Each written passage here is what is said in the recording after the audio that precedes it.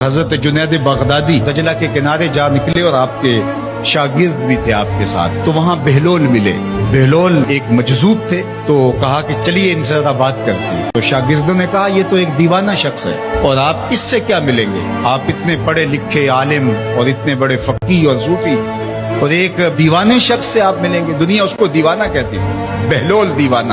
لیکن سادی بولے کہ سادیا نزدیک رائے عاشقاں، خلق مجنونند و مجنو عاقل است، کا اصل تو عاقل یہ لوگ ہیں۔ تو خیر حضرت جنید بغدادی گئے اور بہلول کو سلام کیا، کہا کہ آپ کون ہیں؟ تو کہا میں جنید بغدادی ہوں۔ تو کہا کیا کرتے؟ کہا کہ میں پڑھنے پڑھانے کی ذمہ داریوں میں لگا ہوں۔ تو آپ نے فرمایا کہ کھانے کے آداب جانتے ہو؟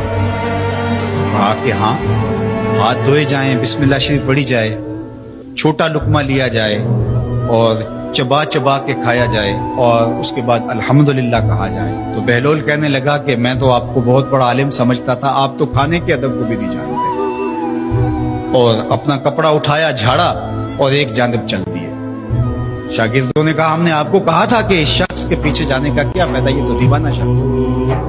تو کہا نہیں میں اس کے پیچھے جاتا ہوں۔ پھر آپ اس کے پیچھے بھاگے۔ تو پھر بہلول نے پلٹ کے دیکھا، کہا کہ کون ہو؟ کہا کہ میں جنید ہوں، آپ کو ملنے آیا ہوں۔ تو آپ نے پھر ایک سوال کیا، گفتگو لمبی ہو جائے۔ تیسری مرتبہ بھی جب وہ اپنا دامن جھاڑ کے گزرے تو پھر آپ آگے بڑھے۔ انہوں نے پوچھا کون ہو؟ انہوں نے کہا کہ میں ایک عام سا شخص ہوں، تو آپ کے پاس جو ہے وہ سیکھنے آیا ہوں۔ تو کہا کہ میں نے تم سے پوچھا تھا کہ کھانے کے آداب کیا ہیں، تو تم نے یہ بتایا تھا۔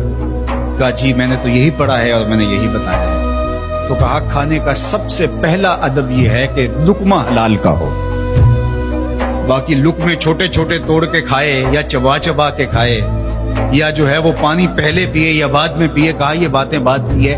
سب سے پہلا ادب کھانے کا یہ ہے کہ لقمہ طیب ہو، لقمہ طاہر ہو، لقمہ پاکیزہ۔